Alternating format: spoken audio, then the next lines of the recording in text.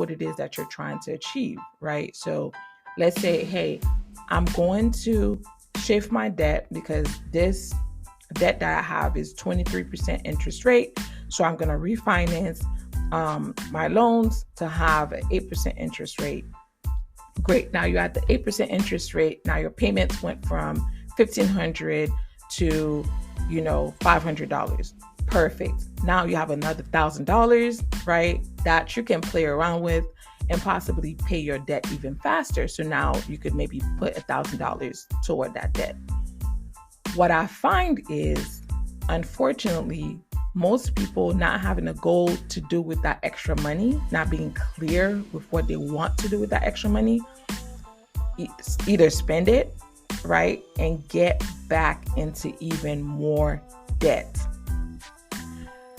So why is this rant of mine about debt relevant? I also see the same thing with business owners.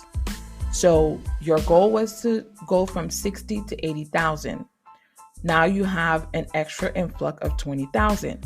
What is the goal with that extra $20,000? What are you going to do with that extra money? You need to be very clear on that before you even get it.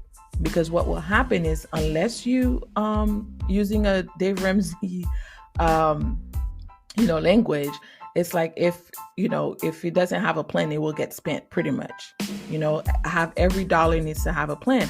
So if you don't have a plan for that money, it will get spent.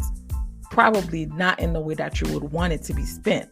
So before you set your goal of, I want to achieve, an extra $20,000, be clear on what that $20,000 is going to be